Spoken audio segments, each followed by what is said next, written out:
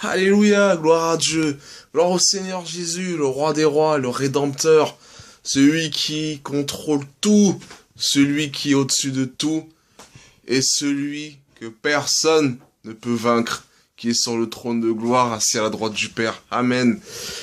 Bon, ça c'est ma deuxième vidéo. Donc, une petite vidéo en fait qui va dans la continuité de ce que j'avais mis hier en fait sur Facebook, qui parlait en fait vraiment de l'encouragement des jeunes en fait dans la foi qui commencent à buter sur des épreuves, des difficultés et qui ont du mal à porter leur croix, qui ont du mal vraiment à se dire ouais mais je dois renoncer à ça, mais tu te rends compte et tout. Ouais, mais là, j'ai abordé quelque chose en fait de plus concret, c'est la prière. Dans cette vidéo, je vais pas t'apprendre à prier, ça s'apprend pas. Ça, c'est le Saint-Esprit qui met sur notre cœur des paroles, des soupirs inexprimables, des choses en fait qui vont monter vers le trône de gloire. Et où est-ce que tu vas recevoir cette grâce que personne ne mérite, mais qu'on a eue par la mort de Christ à la croix. Alléluia, que son nom soit béni. Bon, en fait, la prière, qu'est-ce que c'est? Je suis pas là pour faire un cours sur la prière, hein. Je vais pas faire l'insulte de vous dire que qu'est-ce que prier. Mais la prière, c'est le moyen de communication entre nous et Dieu. Pourquoi? Parce que Dieu, il est souverain, il est sur son trône de gloire, il est au-dessus de tout. Il règne sur la terre et dans l'univers, il est vraiment au-dessus de tout. Et ce qu'on doit comprendre aussi, c'est que Dieu, hop, un instant, excusez-moi, hop là, voilà, c'est que Dieu, en fait, ce qu'on doit comprendre, c'est que il y a rien qu'au-dessus de lui. On doit vraiment comprendre que Dieu, il est souverain et que nous, dans notre condition d'homme, qui est fait de poussière, alors que lui, il est fait de gloire, pour parler avec lui, il faut prier. Maintenant, certains prophètes d'autrefois pouvaient parler directement avec lui. D'ailleurs, il me semble que il y avait que Moïse qui pouvait parler comme ça, comme je te parle à toi, mon frère, ma sœur. Mais Dieu, en fait, il nous a enseigné il nous a enseigné par les Écritures, il nous a enseigné par son esprit à le prier. Alors, pour pas rentrer dans les détails trop techniques de la prière, je vais rentrer vraiment dans l'essentiel. Quelque chose qu'on pourra comprendre facilement, c'est que quand tu pries, il faut que tu pries vraiment avec foi, parce que c'est un acte de foi, c'est-à-dire je m'adresse à Dieu parce que je sais qu'il est souverain, parce que je sais qu'il m'écoute, parce que je sais que Dieu est au-dessus de tout et je sais qu'il peut venir à bout de tous mes soucis, il peut calmer la tempête dans ma vie, il peut consolider mes fondations qui sont en train de s'ébranler. Dieu, il est au-dessus de tout. C'est ce que tu dois te dire principalement. Que le Seigneur, en fait, il contrôle ta vie. Par la foi, tu dois vraiment mettre ça dans ton cœur en te disant, Dieu, t'es au-dessus de tout. Je te prie et vraiment, je sais que tu m'écoutes. Parce que quand tu commences à prier, que tu commences à douter, tu commences à te poser des questions, ouais, mais nanani, nanana. Mais quand je dis douter, c'est normal, parce que on est des êtres humains, on est fait de chair, la chair est faible, mais l'esprit est bien disposé, mais bon, ça, on va pas s'écarter non plus. Mais quand tu commences à douter, ça veut dire en gros que tu vas prier, mais là, dans le contexte du doute, ça veut dire en gros, je sais pas si vraiment je serai exaucé. Il y a une différence entre je sais pas si je serai exaucé parce que je sais pas si je suis dans ses plans, si je fais sa volonté, et je sais pas si je vais être exaucé parce que mon problème il est tellement grand que je vois vraiment pas comment Dieu va faire. T'es sérieux là? Le roi des rois, le rédempteur, tu doutes, tu sais pas comment il va faire. Et comment il a ouvert la mer en deux pour faire laisser passer les Hébreux? Mais comment il a délivré Paul avec son compagnon dans la prison quand ils étaient enfermés? Comment il a fait pour que Daniel il soit dans une fosse à je sais pas combien de milliers de degrés et que le gars il s'en sort sans une brûlure? Comment il a fait? Ah oui, comment il a fait? C'est le même hier, aujourd'hui, éternellement. Il change pas. Ce même Dieu qui a fait ses prodiges, qui a fait tomber la muraille de Jéricho, ce même Dieu qui a guidé la main de David, et David, en fait, il s'est fait un Philistin qui faisait deux fois sa taille. Ce même Dieu, en fait, qui a guidé les Hébreux hors d'Égypte. Ce même Dieu, en fait, qui a fait des miracles, en la personne de Christ, qui a fait lever des paralytiques, qui a fait voir des aveugles, qui a fait des muets parler, qui a fait des sourds entendre, qui a... c'est le même, il a pas changé, mon frère. Donc si tu commences à te dire, ouais, mais c'est tellement compliqué, je sais vraiment pas, ben là, c'est comme une insulte pour Dieu. Imagine-toi de son trône de gloire. En gros, tu lui demandes un truc, tu sais qu'il est capable de tout, lui il est souverain, mais c'est comme si en fait tu lui faisais pas confiance. Mon pote, tais-toi, prie pas. Ah ouais, excuse-moi, prie pas, tais-toi, tais-toi. Et pour continuer, dans la prière, en fait, ce qu'il faut comprendre, c'est que quand tu t'adresses à Dieu, adresse-toi avec un cœur reconnaissant. C'est-à-dire déjà, merci parce que je suis en vie. Je suis pas sur un lit d'hôpital. Je suis pas en train d'agoniser. Je suis pas en train de crever de faim. Je suis pas en train de m'écrouler sous les balles, comme malheureusement aujourd'hui dans beaucoup de pays. Je suis pas non plus en train de me faire torturer. J'ai la possibilité de te prier sans devoir me cacher parce que je vais me faire attraper par des extrémistes qui vont massacrer les chrétiens. Enfin, déjà t'as pas tout ça. Donc déjà, merci Seigneur, c'est une gloire. T'es pas meilleur que ceux qui se font persécuter. Et c'est une gloire. Donc c'est une grâce, pardon. C'est une grâce. Donc maintenant, avec un cœur reconnaissant. Deuxièmement, avec un cœur déchargé de toutes sortes de sentiments qui sont contraires à ceux de l'esprit. Si tu pries dans ton cœur, tu sais que tu t'es embrouillé avec un tel. Tu viens devant Dieu, ah Seigneur, j'ai besoin de ça, Seigneur, nanani, nanana. Arrête, arrête. Parce que tu viens devant lui, alors qu'il y a une heure, t'étais en train de limite d'insulter un pote, te prendre la tête, et t'es limite en train de te clasher avec... Non, arrête, arrête. C'est pas la peine.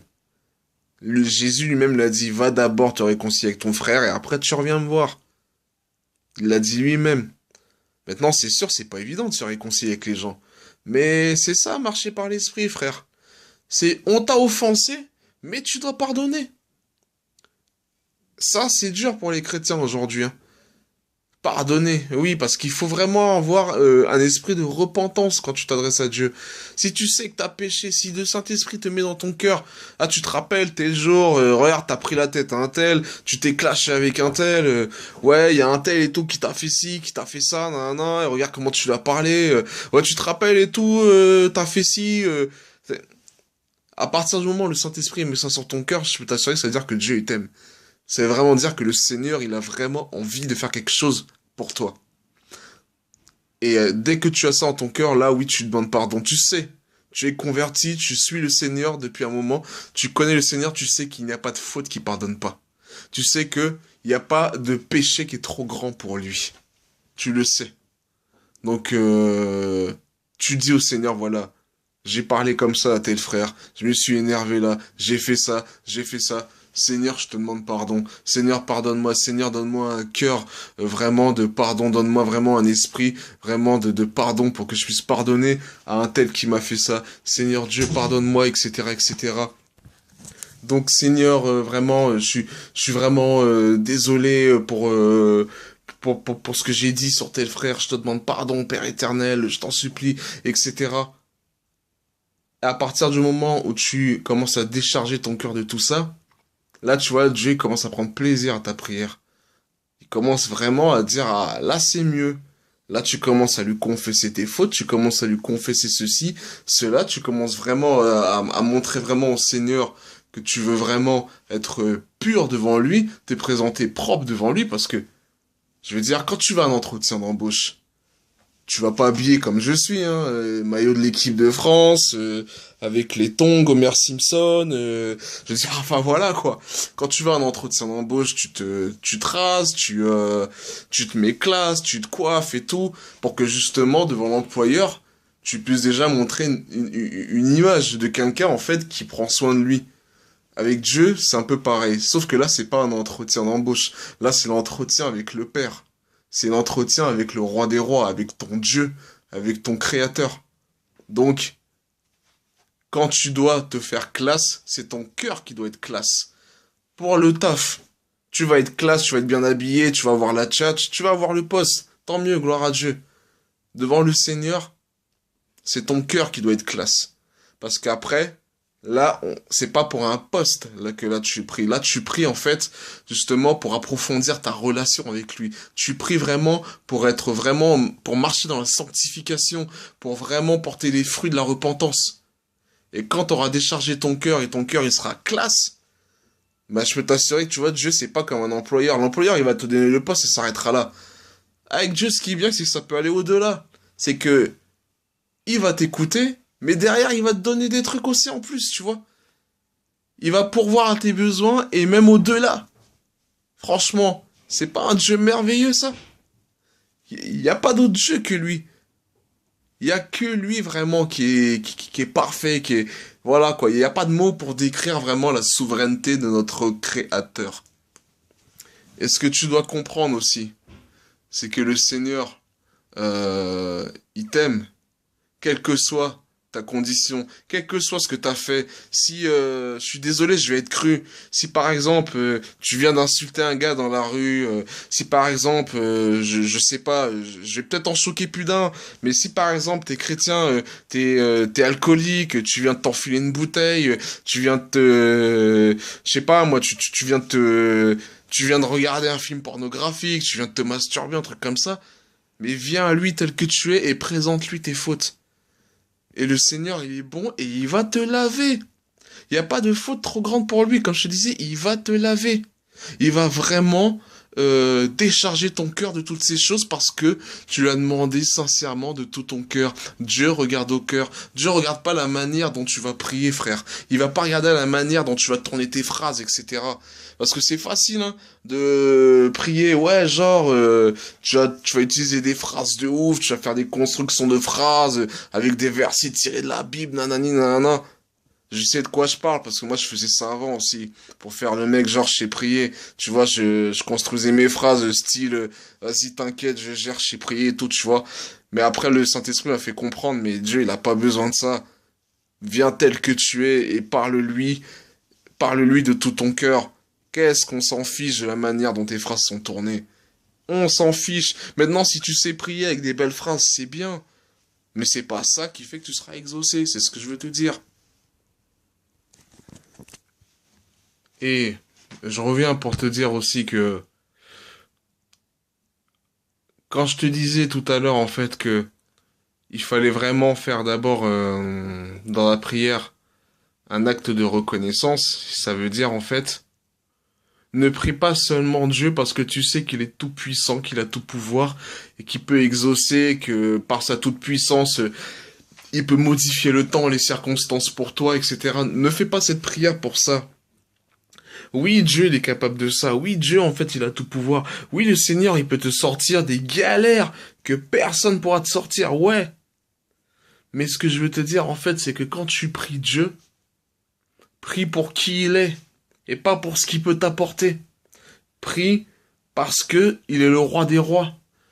Dis-moi vraiment quel roi tout puissant qui a tout pouvoir serait capable de descendre de son trône de gloire, d'aller naître dans une étape où est-ce que ça devait puer la mort ou tout ce que tu veux, d'aller faire du bien autour de lui, d'aller guérir des malades, d'annoncer la bonté, la grandeur de Dieu, pour qu'au final on te dise, eh, vas-y, t'es un agitateur, t'es venu ici pour semer ton chaos, t'es venu ici pour, je sais pas pourquoi t'es venu ici, allez, mettez-moi ça sur la croix, tu vois. Dis-moi quel Dieu est capable de ça, quel roi pourrait faire ça? Jésus. Jésus-Christ, frère. Dieu fait chair, la parole fait chair. Et quand tu pries, mets-toi toujours ça dans le crâne. Mets-toi toujours ça dans la tête. Mets-toi ça là-dedans, dans le cœur. Que tu pries pas à un Dieu parce qu'il est puissant, parce qu'il peut t'exaucer, parce qu'il a tout pouvoir. Mais que tu pries à un Dieu qui t'a aimé, qui t'a tellement aimé qu'il est venu crever à ta place. Qu'il est venu prendre les souffrances pour toi. qu'il est venu dans une condition d'homme. T'es né dans une étape, toi? Est-ce que t'as été persécuté parce que t'as fait du bien? Tu vois ce que je veux dire? Prie le Seigneur vraiment pour qui il est. Parce que vraiment, il est grand, il est souverain, il est puissant. Il nous a tellement aimés que Christ est venu fait chair, mourir à notre place. Aujourd'hui, si maintenant tu vas prendre une personne et tu vas lui dire, écoute, lui là, c'est un meurtrier, il doit être condamné à mort, etc. Est-ce que tu trouverais quelqu'un qui dirait, bah, écoute, je vais venir mourir à sa place? Parce que je l'aime, parce que je veux qu'il ait la vie. Moi, perso, je connais pas les gens qui feraient ça. Je te dis la vérité, moi, personnellement, je pense pas que je le ferais. Honnêtement, je dis pas ça pour dire en gros que oui, c'est ce qu'on doit faire. Non, non, non. Moi, personnellement, je pense pas que je le ferais. Mais Christ, lui, il a pas réfléchi, hein. Il est descendu de son trône de gloire. Il a dit, je les aime. Je veux pas qu'ils soient voués à la perdition éternelle. Alors je vais y aller. Il a même dit au Seigneur avant d'être arrêté, pour te dire, Seigneur, si tu veux, éloigne cette coupe de moi. Mais toutefois que ta volonté soit faite et pas la mienne. Rappelle-toi quand il s'est fait arrêter, il a dit à Pierre, écoute, là si je veux, tac, il y a 12 légions d'anges qui arrivent et tout, et j'en refais la misère aux soldats. Mais au lieu de ça, non. Il a préféré aller jusqu'au bout, comme un agneau à l'abattoir. Je te dis tout ça pour te faire comprendre vraiment que le Seigneur, il est amour. Que quand tu le pries parce que tu l'aimes, tu le pries parce que vraiment, il faut pas que ce soit un rituel, faut pas que automatiquement tous les soirs tu fléchisses ses genoux parce que t'as l'habitude. Je te dis ça parce que moi je le faisais avant aussi. J'avais tellement l'habitude de prier tous les soirs que ça devenait un rituel. Mais au bout d'un moment, quand j'ai commencé à approfondir ma relation, j'ai compris que il fallait que je prie parce que vraiment j'ai envie de dire au Seigneur, t'es grand, t'es majestueux, t'es le roi puissant, t'es souverain, tu contrôles tout. Merci parce que je suis en vie alors que je méritais la mort. Je suis en vie parce que t'es mort à ma place. Tu vois? Et c'est comme ça que vraiment tu pourras approfondir ta relation avec Jésus. Comme ça. En prenant conscience de ce sacrifice ultime qu'il a fait pour toi. En prenant conscience que malgré tes fautes innombrables, malgré tes péchés sans nombre, son sang a suffi pour te laver complètement.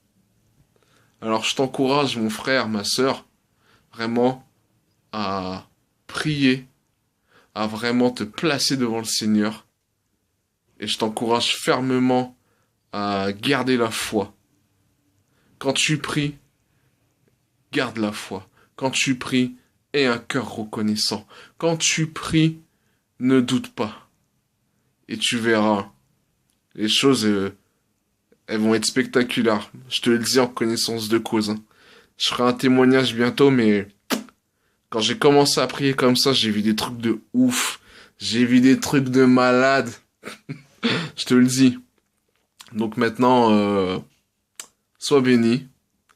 Et puis ben écoute, bonne marche avec le Seigneur. Et je te dis à très bientôt. Sois béni. Ciao, ciao.